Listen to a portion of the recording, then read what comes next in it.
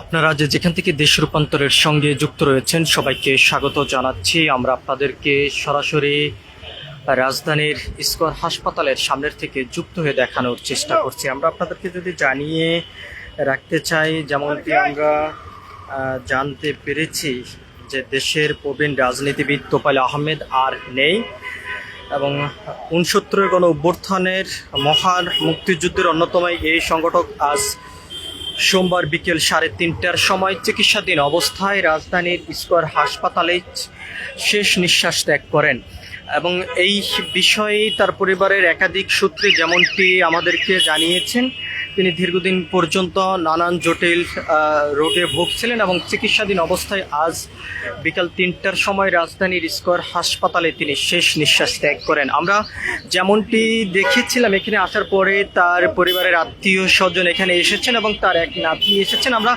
তার সঙ্গে কথা বলার জন্য একাধিকবার চেষ্টা করেছি, তবে কোনোভাবে তার সাথে আমরা কথা বলতে পারিনি। আমরা দেখেছি তিনি বারবার কান্নায় ভেঙে পড়েছিলেন। আমরা যদি আপনাদেরকে একটু বর্তমানে রাজধানীর স্কয়ার হাসপাতালের চিত্রটি যদি একটু দেখানোর চেষ্টা করি, আমরা দেখেছি যে তার পরিবারের একাধিক সদস্য স্কয়ার হাসপাতালে এসেছেন এবং এখন থেকে প্রায় ৫ মিনিট আগেই তার যে মরদেহ সেটি স্কয়ার হাসপাতাল থেকে নেওয়া হয়েছে তাওকা মসজিদের সামনে এবং সেখানেই তার প্রথম জানাজা অনুষ্ঠিত হবে। এবং আমরা আরও যেমনটি জানতে পেরেছি যে তার প্রথম জানাজা অনুষ্ঠিত হবে তাওকা মসজিদের সামনে মাগরিবের নামাজের পর এবং আগামী দিন কাল সকালেই তার গ্রামের বাড়িতে তাকে নেওয়া হবে, এমনটি আমরা জানতে পেরেছি। আমরা যদি আপনাদেরকে একটু ভিতরের চিত্রটি যদি একটু দেখানোর চেষ্টা করি, যে বর্তমানে তার যে পরিবারের সদস্য যারা রয়েছেন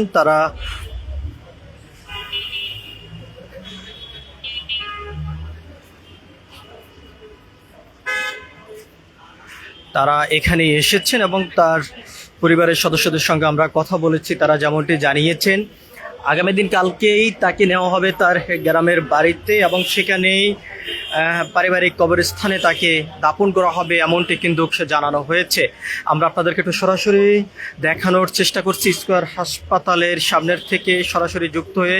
অন্যদিকে যদি আমরা আপনাদেরকে আরেকটি বিষয় জানিয়ে রাখতে চাই, তোফায়েল আহমেদের জামাতা ডক্টর তহিদুজ্জামান তুহিন আজ বিকেল ৪টার সময় তিনি তার মৃত্যুর সংবাদটি নিশ্চিত করেছেন এবং তোফায়েল আহমেদ চিকিৎসাধীন অবস্থায় আজ রাজধানীর স্কয়ার হাসপাতালে ইন্তিকাল করেন।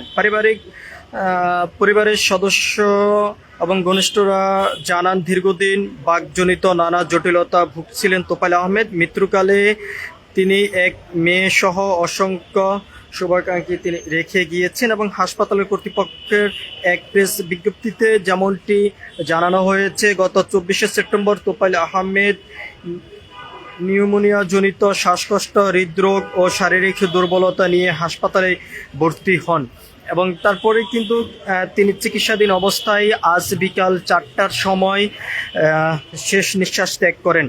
আমরা আপনাদেরকে আরও একটি বিষয় জানিয়ে রাখতে চাই, তোফায়েল আহমেদ ১৯৮৩ সালে ২২শে অক্টোবর ভোলা সদর উপজেলার দক্ষিণ দিগুলদি ইউনিয়নের পোরালিয়া গ্রামে জন্মগ্রহণ করেন। ১৯৬৭ থেকে ১৯৬৯ সাল পর্যন্ত তিনি ঢাকা বিশ্ববিদ্যালয় কেন্দ্রীয় ছাত্র সংসদের ডাকসু ভিপি ছিলেন এবং ৬৯-এর গণ অভ্যুত্থানের নেতৃত্বাধীন স্থায়ী ভূমিকা রেখে দেশে জুড়ে পরিচিত পান তিনি, এমনটি কিন্তু আমরা জানতে পেরেছি। আমরা আপনাদেরকে আরেকটি বিষয় জানিয়ে রাখতে চাই, ১৯৭০ সালের নির্বাচনে মাত্র ২৭ বছর বয়সে তোফায়েল আহমেদ পাকিস্তান জাতীয় পরিষদের সদস্য নির্বাচিত হন।